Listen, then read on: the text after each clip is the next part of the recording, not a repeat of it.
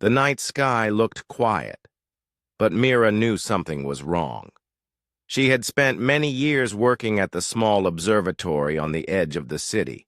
Stars and planets were her life. She loved the calm silence of the universe. But tonight, silence felt strange, almost heavy. Her computer showed faint signals, patterns too regular to be natural. Mira leaned closer to the screen. "That is not a star," she whispered. A cold shiver ran down her arms.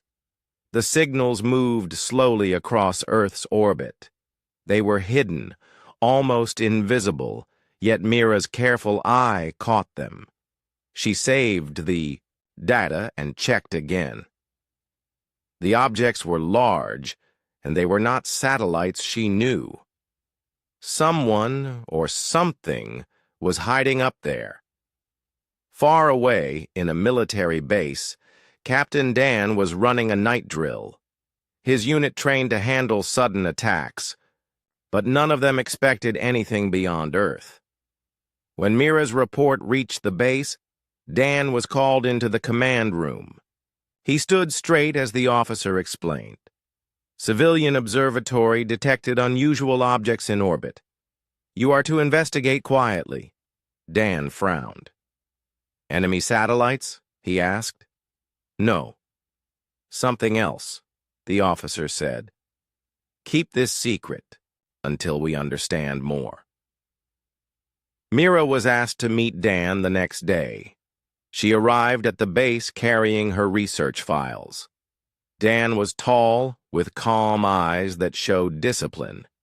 He listened carefully as she explained the strange movement of the objects. They move like hunters, Mira said at last. They watch, but do not show themselves. Dan stayed silent. The word hunters echoed in his mind. Days passed, and strange events began on Earth. In remote mountains, villagers reported missing animals. In thick forests, hunters spoke of glowing shadows moving between the trees. Some even whispered that people had disappeared without a sound.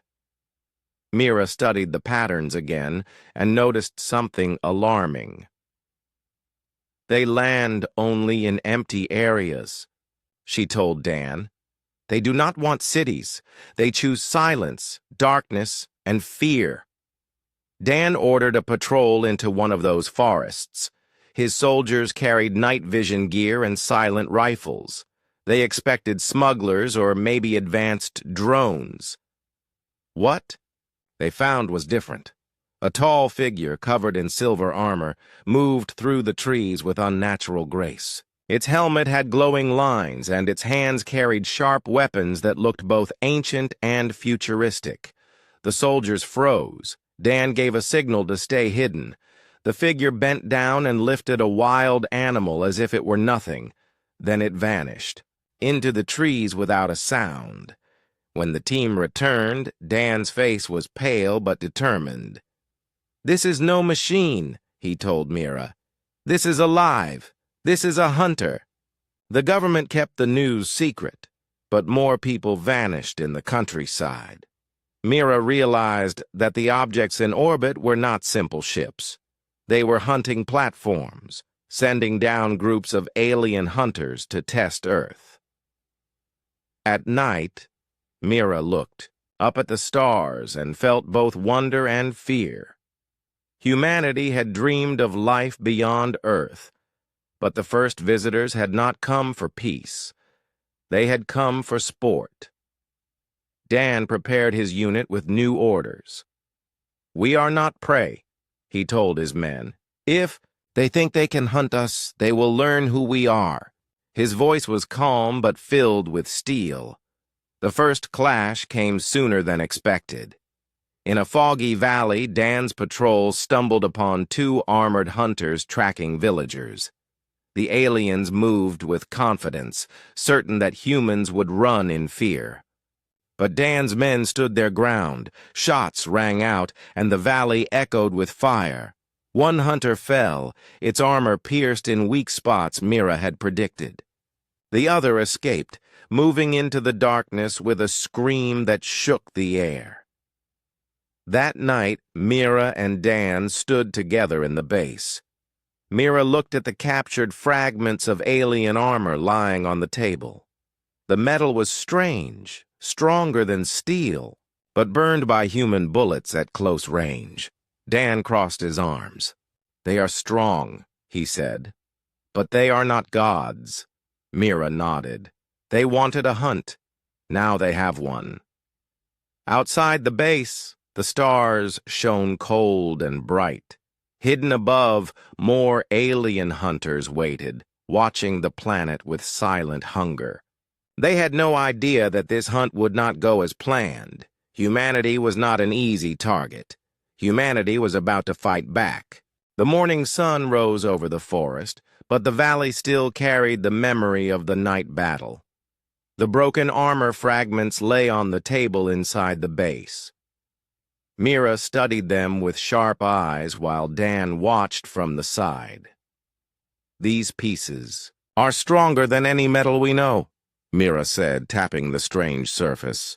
"But here, where your bullets hit, the layers melted. That means they are not invincible." Dan nodded. "Good. That gives us something." The room was tense. Soldiers moved in and out, whispering about what they had seen. News of the tall, armored figures spread quietly through the camp. Though the government tried to hide the truth, fear was growing. People in nearby towns had already started locking their doors at night and speaking in hushed voices. Mira leaned back in her chair. "They are hunters," she said again. "And hunters never stop after the first strike. They test, they measure, and then they return in greater numbers." She was right. 2 nights later, a group of aliens landed in another forest, deeper and darker than the first. Villagers living near the edge heard strange sounds. Dogs barked, but then fell silent. Trees shook as if something heavy moved between them. Dan led a rescue team after reports of missing families. The soldiers moved carefully, their boots sinking into the wet ground. The forest was filled with mist and shadows stretched across the trees. Suddenly, a scream echoed in the distance. Dan raised his hand, signaling silence. The team moved faster, following the sound.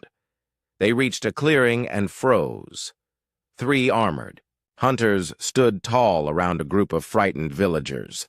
The aliens carried glowing blades, their helmets shining faintly. One lifted a man with ease, as if he weighed nothing. The others circled like wolves around prey. Dan's jaw tightened. "They are not here to talk," he whispered. "They are here to take." With a sharp signal, his soldiers opened fire. Bullets flashed through the mist. One hunter staggered back, sparks bursting from its armor. The villagers screamed and dropped to the ground. The fight began. The hunters moved quickly, their blades cutting through trees and dirt.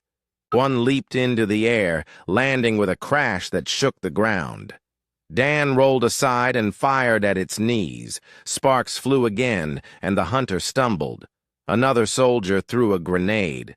The blast tore apart the clearing, knocking 2 hunters to the ground. For the first time, the aliens showed hesitation.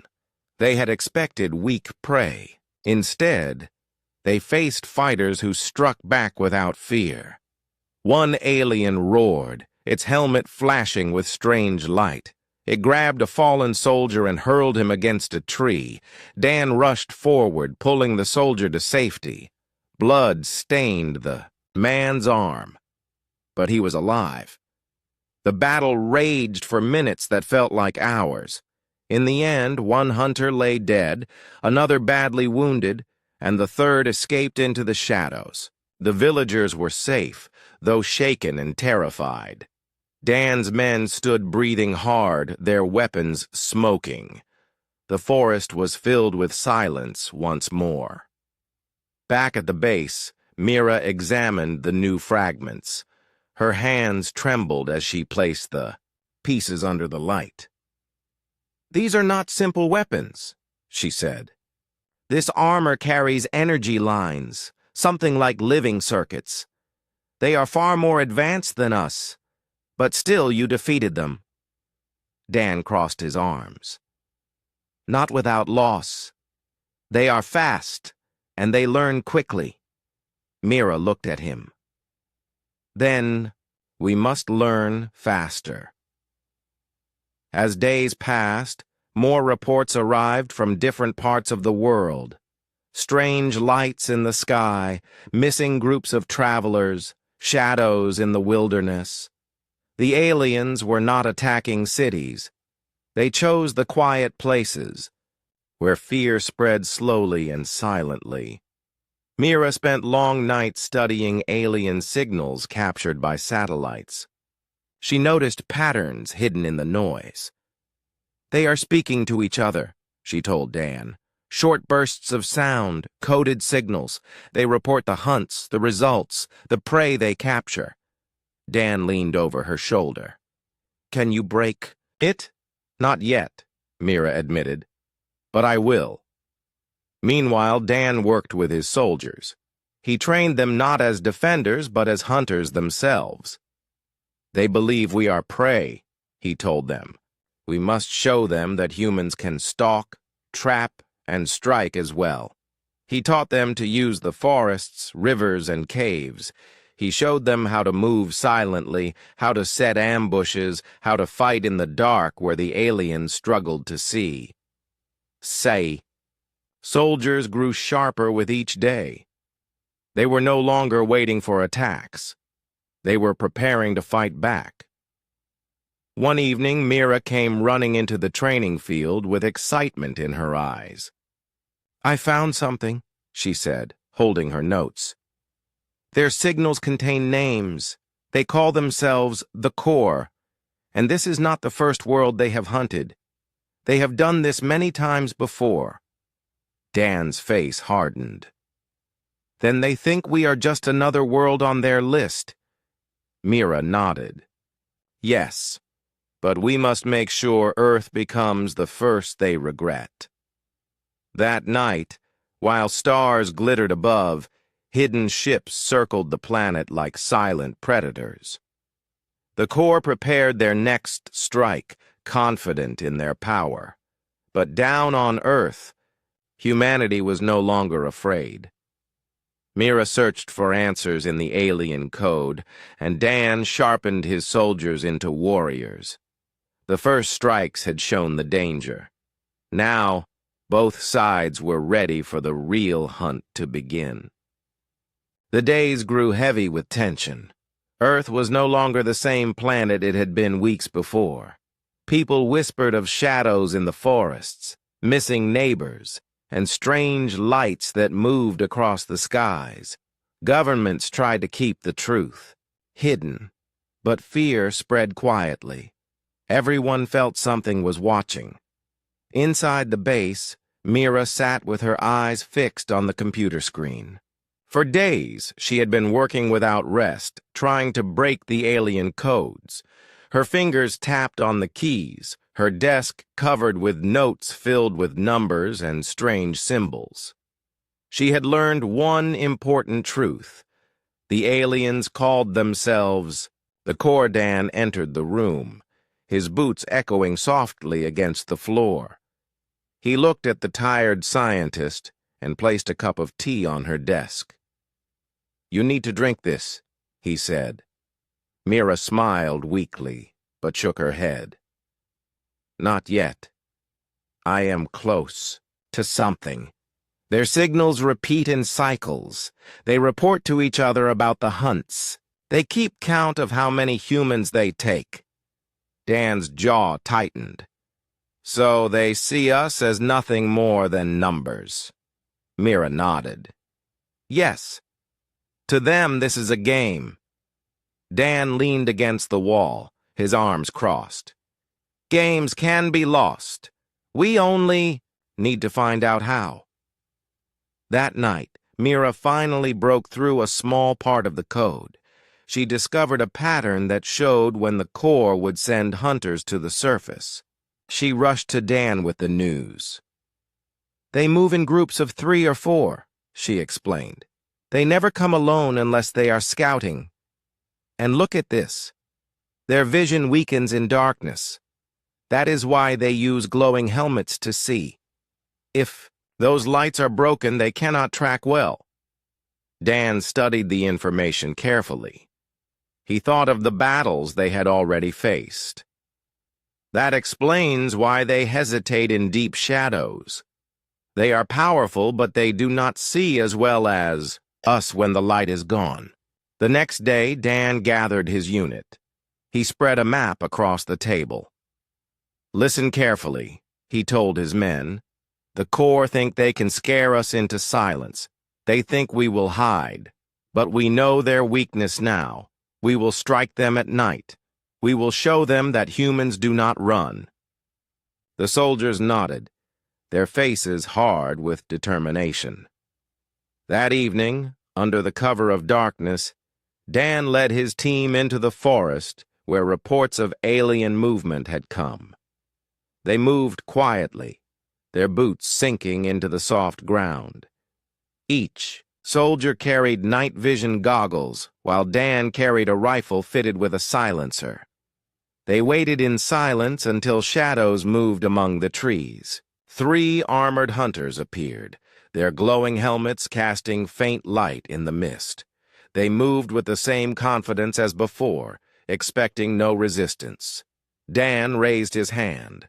The soldiers aimed at the glowing lines on the hunters' helmets. At his signal, they opened fire.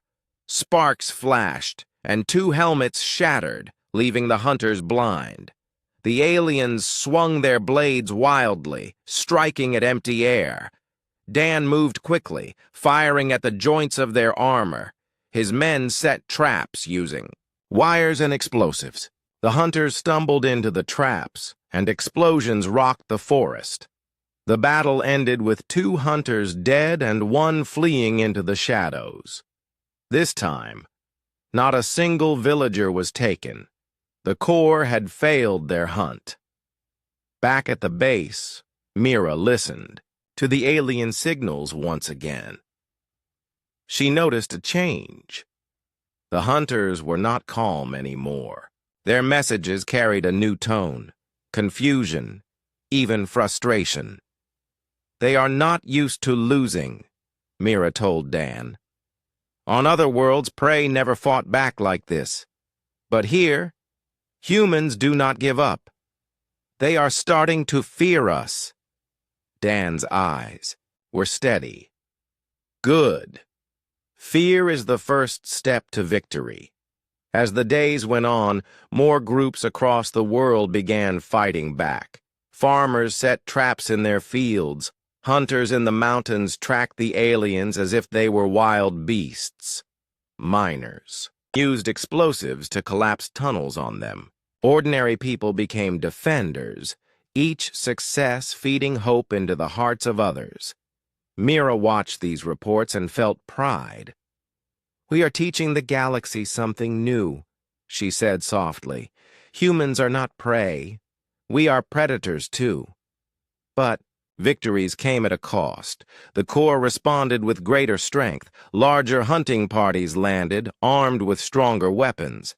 Entire villages were targeted to test human defenses. The war for survival had truly begun. One night, as Mira sat, studying the alien code, she discovered another secret. She called Dan at once. They do not only hunt for sport, she said. They hunt to prove themselves to each other. Each kill, each capture is counted as honor. They are competing among themselves. Their pride blinds them. Dan's mind sharpened at the news.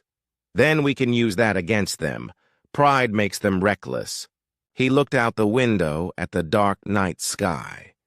Somewhere above, the Corps ships circled like vultures. But for the first time, Dan felt that humanity had a real chance. They wanted the hunt, he said firmly. Now we will give it to them. But we will be the hunters. The stars above shone cold and distant, but on Earth, fire was building. Humanity was learning, humanity was adapting, and the Corps had just taken their first step toward becoming the hunted. The days of silence were gone. No longer did the people of Earth wait for the next shadow to fall upon them. Instead, they prepared. Everywhere, in villages and towns, humans began to turn their fear into action. Dan stood before his unit in the training yard. The men and women were tired, but their eyes burned with determination. He walked among them, speaking in a firm voice. The Corps believe they own the night. They believe their armor makes them untouchable. But they bleed, and they fear the dark more than we do. We will use that. He pointed at the forest line. From today, we do not only defend, we strike. The plan spread quickly. Small groups of soldiers, hunters, and even farmers prepared traps. Caves were wired with explosives. Narrow valleys were rigged with spikes and fire. Ordinary tools became weapons in human hands. Mira continued her work inside the base. Her computers hummed as she tracked the alien signals. Each intercepted message gave her more knowledge about the Corps. She sent information to Dan's teams, guiding them toward landing zones before the aliens even arrived. One night, the first great test came. A small village lay in the path of a Corps hunting group. Dan and his soldiers waited in silence at the edge of the fields. The villagers had prepared too. Haystacks were filled with fuel, ditches lined with spikes, and nets hidden in the trees. The ground trembled as 3 hunters appeared from the shadows. Their glowing helmets lit the field as they marched forward, confident as always. They expected screams and fear. Instead, silence greeted them. Dan gave the signal. Arrows and bullets rained down from the rooftops. Fires roared to life, turning night into chaos. One hunter stepped into a ditch and fell hard onto hidden spikes. Another swung its blade, but the net from above dropped and tangled its arms. Villagers rushed with torches, setting fire to the trapped alien. The last hunter roared in rage and broke free, but Dan was ready. He aimed and fired at the glowing lines of its helmet. Sparks burst, and the alien stumbled blindly. Soldiers surrounded it, striking until the giant fell. When the battle ended, the village still stood. People cheered in the night, their fear replaced with pride. For the first time, they had won not by hiding, but by fighting as one. News of the victory spread quickly. Across the world, others followed the example. In deserts, hunters used sandstorms as cover to strike at Corps patrols. In icy lands, fishermen lured aliens onto frozen lakes and shattered the ice beneath them. Everywhere, humanity used the land itself as a weapon. Mira watched the reports with awe. She had once feared that Earth could not survive such an enemy. Now she saw farmers, miners, and workers rising with courage. She turned to Dan. "Do you see? They are not soldiers, but they fight like warriors." Dan gave a rare smile. "This is what makes us human. We do not give up." But the Corps were not silent. Their signals grew sharper, more urgent. Mira listened carefully and translated for Dan. "They are angry. They cannot believe prey has killed their hunters. They are calling for stronger forces. They want revenge." Dan's face grew firm. "Then let them come. The more they send, the more we will learn how to break them." The next attack came sooner than expected. 5 hunters landed near a mountain village.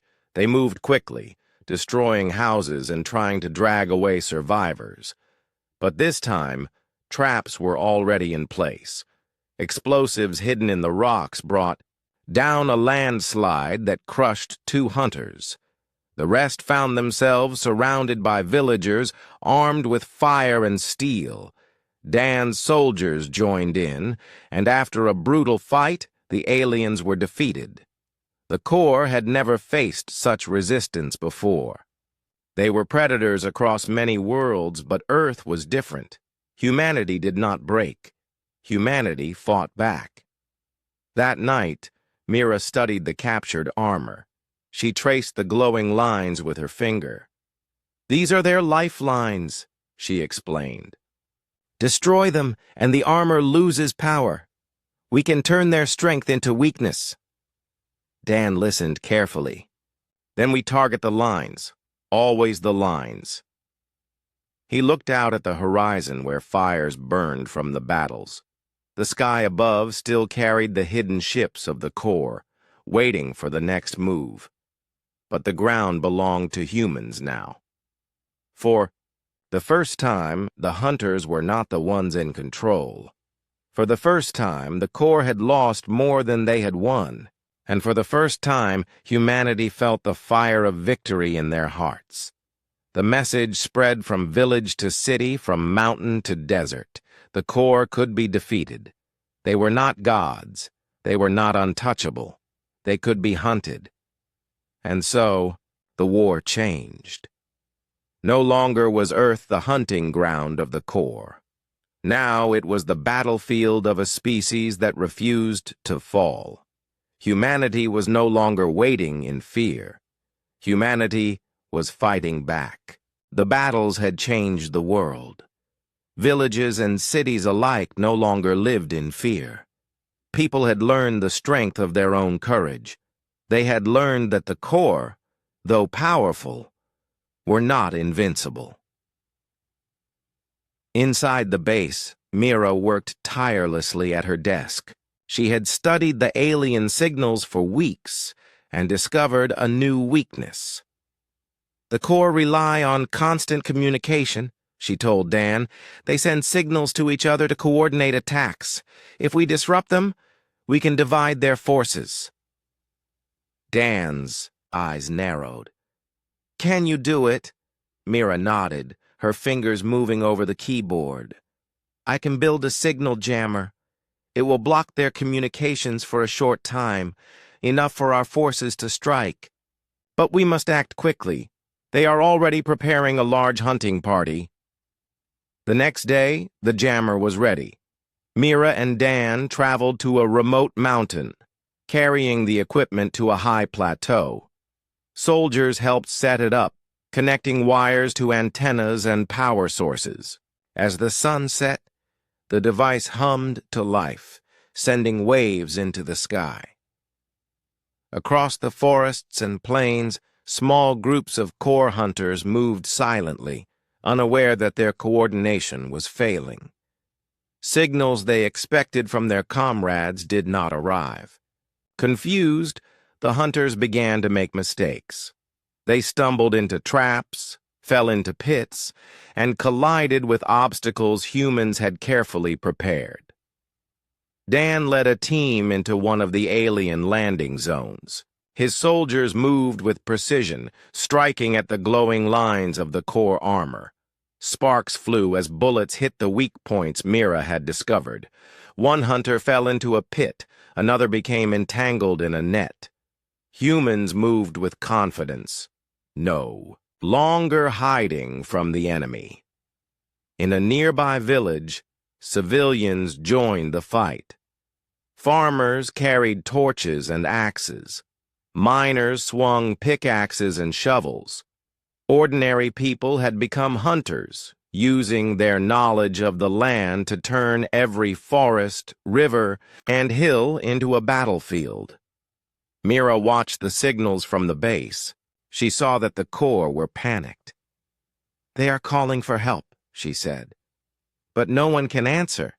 Their communications are blocked." Dan smiled grimly. "Good. Confusion is the first step to defeat." The battle continued through the night. Humans worked together using traps, explosives, and clever strategies. Each hunter that fell became a lesson for the next.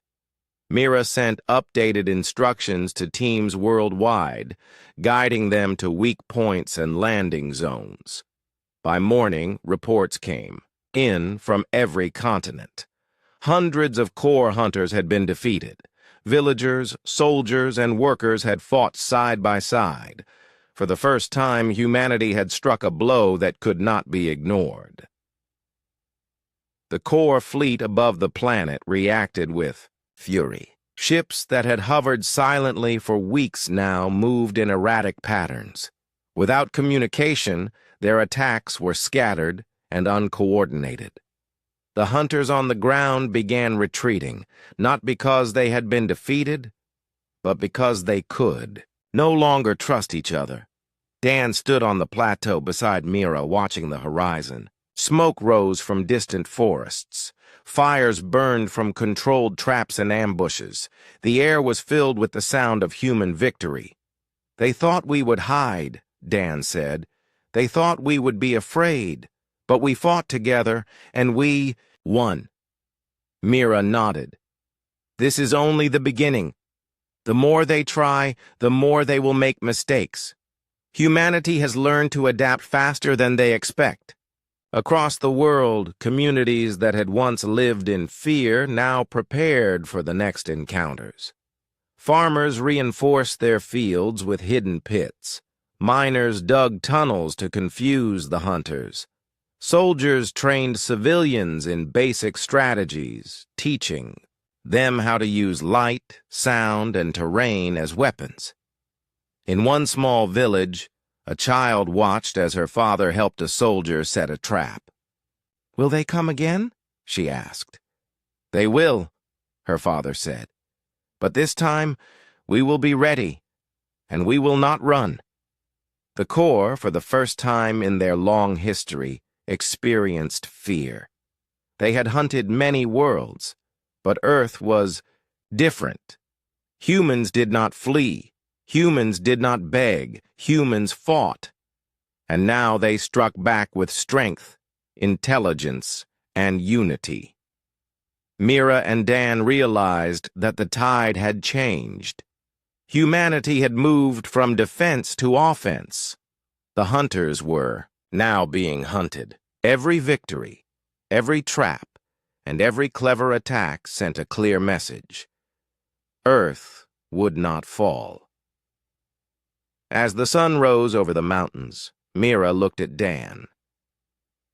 "The hunt has turned," she said quietly.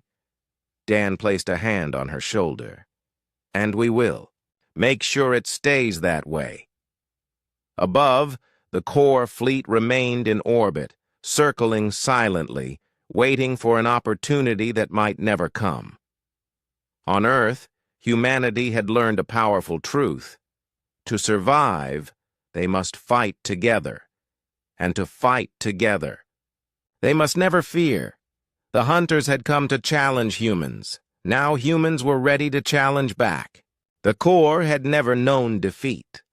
For generations, they had hunted countless worlds, taking prey with ease and leaving destruction behind. But Earth was different. Each battle, each trap, and each clever attack by humans forced the Corps to reconsider their strength. Mira studied the alien signals in the command center. Her eyes were tired, but her mind was sharp. "They are confused," she said. "Their messages show hesitation. They do not understand how humans fight together. They expected fear. They expected surrender. But instead, we fight back with strategy, with courage, and with unity." Dan walked past her, his rifle slung across his shoulder. "Good. Fear makes even the strongest hunter cautious. That is when we strike." Across the forests and plains, humans moved like shadows. Soldiers coordinated attacks with villagers and workers. Every team knew its role. Every trap was planned carefully. The Corps, who had once moved freely through darkness, now hesitated before entering towns or forests. One night, Dan led a small squad to a crash site where a core shuttle had fallen in a remote valley. The alien ship was heavily armored, but its systems had been damaged. Mira's instructions guided the team to weak points in the craft. "This is more than a hunt," Dan whispered. "This is a chance to show them that we are predators too." The soldiers approached the shuttle cautiously. Sparks flew from broken circuits, and strange sounds echoed from within. A core patrol arrived unexpectedly, its glowing helmet cutting through the darkness. But the soldiers were ready. They fired at the armored joints and the glowing lines, disabling the alien instantly. Inside the shuttle, Dan and his team discovered advanced weapons and armor. They carefully removed pieces of the technology, understanding that these could be used in future battles. The Core's confidence had begun to crumble. Humans had taken what was theirs. Back at the base, Mira analyzed the captured equipment. "These weapons are dangerous," she said, "but we now know their designs. We can train our people to counter them. We can turn their strength into weakness." Dan nodded. "The more they fear us, the more mistakes they will make. And that is when we strike again." Reports arrived from across the globe. In forests, hunters stumbled into human traps. In cities, humans used barricades and fire to repel armored intruders.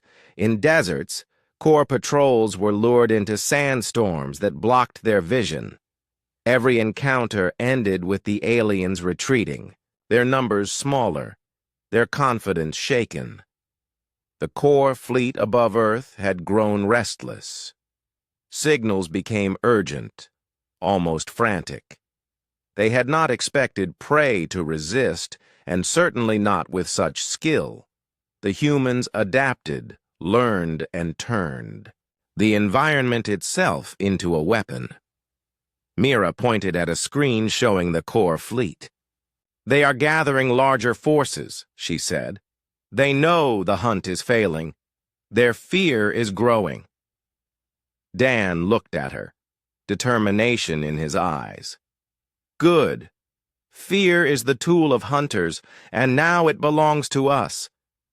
He organized a series of attacks on scattered core forces. Humans moved like ghosts through forests and mountains. They struck swiftly and disappeared before reinforcements could arrive.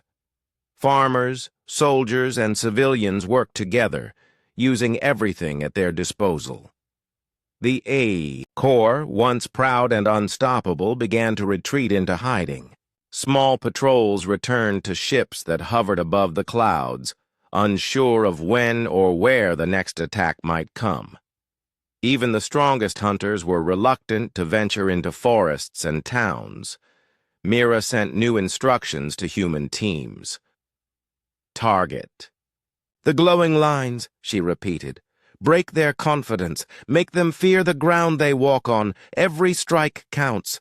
Dan led his squad on another mission, moving through a foggy valley where a group of hunters had been reported. Traps were set, nets hidden, and the soldiers waited. When the Corps arrived, they fell into the carefully prepared ambush. Explosives went off, lights flashed, and arrows flew from above. The hunters screamed in rage and panic. Some were captured, others fled into the shadows. Dan stood in the clearing, breathing heavily. "This is what happens when you hunt humans," he said quietly. The news spread quickly. Across the world, humans cheered for every victory, no matter how small. The Corps were no longer symbols of fear. They were now the hunted. Mira looked at the map of human operations. "They will be back," she warned. "But now they know they are not the masters of this world. We control the hunt." Dan placed a hand on her shoulder. Yes, and we will keep control. Every time they fear us, every time they hesitate, humanity grows stronger. Above Earth, the core ships circled silently, their hunters below shaken and cautious. For the first time, they knew that their prey was not weak, not afraid, and not alone. Humanity had shown them a new truth. The hunters could become the hunted. The fire of human courage burned brighter than ever, and Earth was no longer a world to be taken. It was a world defended by warriors who refused to surrender, warriors who would not be hunted. The world had changed. Humanity was no longer afraid. Villages, cities, forests, and mountains had become battlefields, and humans had learned to fight as one. The core, the proud hunters who had thought themselves unstoppable, were now hesitant, confused, and fearful. Mira worked in the command center, monitoring signals from the core fleet. "They are gathering their strongest forces," she said. "They think that a large attack will regain control." But they are too late. Humanity has learned faster than they expected. Dan stood beside her, his eyes on the map showing alien positions. "We strike before they can coordinate," he said. "We will show them that Earth is not theirs to take."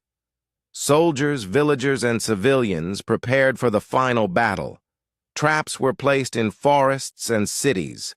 Missiles were ready in secret locations. Mira's team sent instructions to teams worldwide, coordinating attacks that would confuse the core and divide their forces. The night of the strike arrived. From the mountains, forests, and plains, humans moved silently toward the landing zones. Dan led a small team to a core shuttle that had recently landed. Using the knowledge gained from previous battles, they disabled the ship's defenses and captured weapons that would help them in the final attacks. Across the world, coordinated strikes began. Humans used every tactic available: explosions, ambushes, fire, and guerrilla strategies. The core hunters, powerful but now disorganized, fell into traps they had never imagined.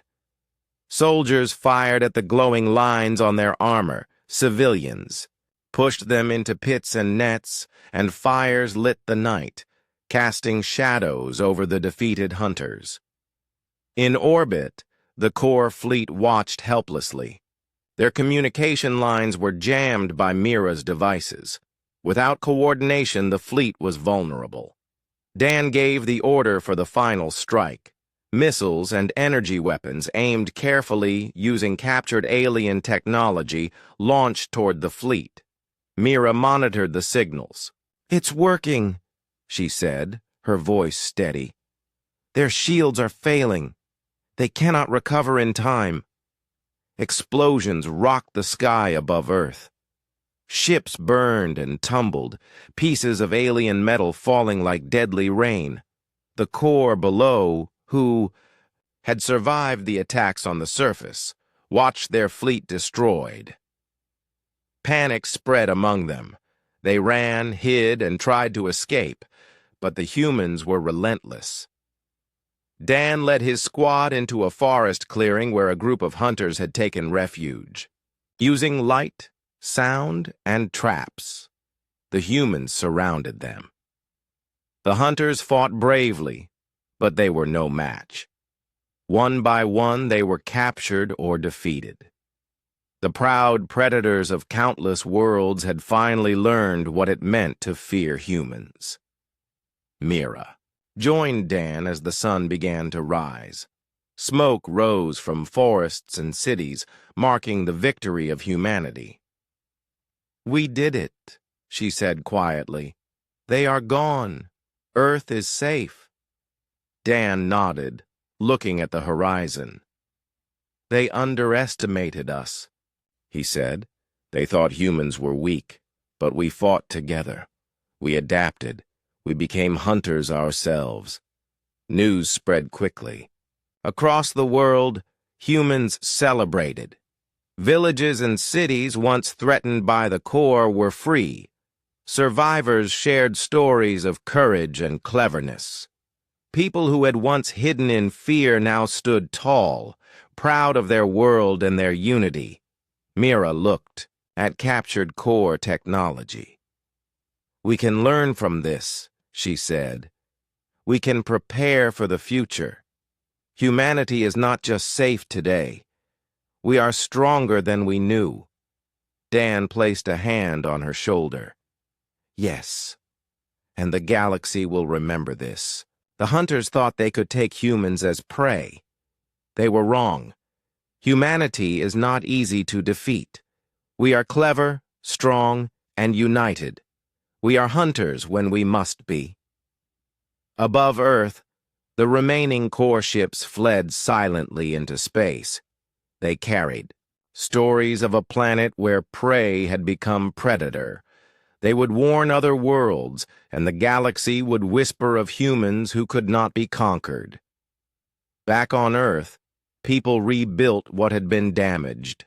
Farms, towns, and cities returned to life. But a new spirit remained. Humans knew they could protect themselves, and they knew they could fight as one. Dan and Mira walked through a quiet village where children played safely. "This is why we fought," Dan said, "so that life could continue, so that people could be free," Mira smiled, "and so that humanity will never be hunted again." The stars above shone cold and distant, but Earth glowed with human courage. The core had come to hunt. Humanity had learned, had fought, and had won. The prey had become the hunter, and the world was safe. The story of that night, of those battles, and of human courage would be remembered for generations. The galaxy would know that Earth was not a world to be taken. It was a world defended by humans who refused to surrender. Humanity had faced hunters from the stars and had emerged victorious. And now, the hunters would always remember that those who come to take humans as prey become the hunted themselves.